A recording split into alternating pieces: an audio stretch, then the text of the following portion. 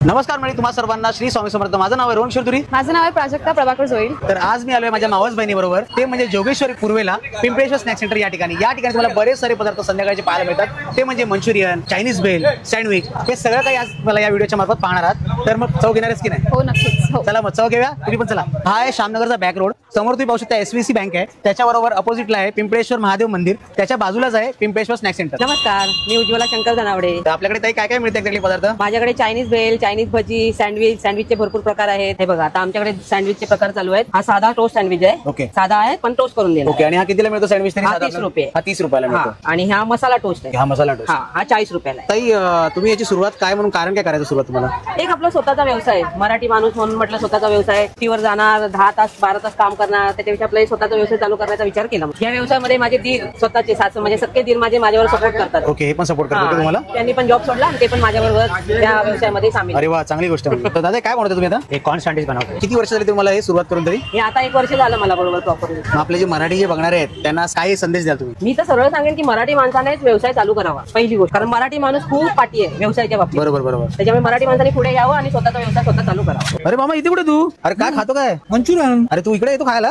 हा मग कशी चव, कशी इकडे? एकदम टेस्टी आहे, मस्त मस्त आहे चव। प्रत्येकाने यायला पाहिजे की नाही इकडे? जरूर यायला पाहिजे। तर दादा आपलं नाव काय? माझं नाव पुष्कर दाभोलकर। तर आपण काय खाता एक्झॅक्टली? ही एक कॉर्न चायनीज भेल। कॉर्न चायनीज भेल। अरे वा, आणि कशी चव, कशी इकडची? चव तर एकदम बेस्ट आहे। ओके, खूप फेमस डिश आहे यांच्याकडची। तर असं नाही की आम्ही फर्स्ट टाइम खाते वगैरे, आम्ही असे रोजच कस्टमर आहे या लोकांचे। आणि ही डिश तर मस्ट ट्राय आहे, कारण की याची जी चव आहे ही तुम्हाला कोणत्या दुकानात भेटणार नाही। अवधूत सीताराम सांगतात ओके, तर काय खाता काय आपण? चायनीज भजी ओके, चायनीज भजी। कशी चव, कशी इकडची? खूप छान आहे, कारण की ह्यामध्ये घरचं मटेरियल वापरतात, ओके. कलर टाकत नाही आणि ओके. खूप भजी चांगली आहे। दादा आपलं नाव काय? रितेश. तर आपण काय खाता एक्झॅक्टली? टोस्ट सँडविच आहे, साधा टोस्ट सँडविच आहे। ओके, टेस्ट बोलाल तर सुपर आहे, एकदम मस्त आहे। तरी किती दिवसापासून येता इकडे तुम्ही? वरच्यावर येत असतो म्हणजे सुरुवातीपासून येतं, जेव्हा सुरुवात झाली तेव्हापासून येतं इकडे? हे माझे मिस्टर शंकर धनावडे। तर दादा तुम्हाला असा विचार कसा आला की ह्यांनी असा व्यवसाय करावा वेगळा? फार वर्षापासून ती स्वतःचं काहीतरी करायचं असं तिची अपेक्षा होती आणि सारखं म्हणून दाखवायची काय ना काहीतरी करायचं मला।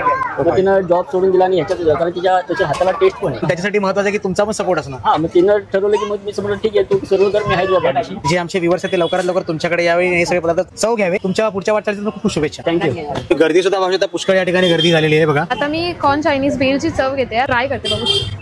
कॉर्नचं आणि चायनीज भेलचं कॉम्बिनेशन खूप छान आहे आणि आय थिंक खूप चांगलं आहे। तर आता मी टेस्ट करते कॉर्न चीज सँडविच, आणि या ज्या चटण्या आहेत, ही रेड चटणी आणि ग्रीन चटणी आहे, होममेड आहेत। तर चव घ्या आपण कशी चव आहे। आतमध्ये तुम्ही पाहू शकता पूर्ण चीज आहे, आणि आतमध्ये कॉर्नचा फ्लेवर तुम्हाला दिसत असेल। तर बघा चव कशी आहे ती। चव म्हणजे थोडं स्वीट आहे, थोडं स्पायसी आहे, आणि कॉर्नचा टेस्ट एक नंबर आहे, आणि चीज तर एकदम पूर्ण मेल्ट होतोय। या ठिकाणी पदार्थांची सुरुवात फक्त 20 रुपयापासून होते। तर तुम्ही या व्हिडिओ मार्फत पाहत असाल की हा मेनू कार्ड यांचा काय काय येतो। तर नक्कीच या ठिकाणी भेट द्या, जी जोगेश्वरी पूर्वेला पिंपळेश्वर स्नॅक सेंटर आहे। खूप सुंदर चव आहे या ठिकाणी, तर प्रत्येकाने यायला पाहिजे की नाही?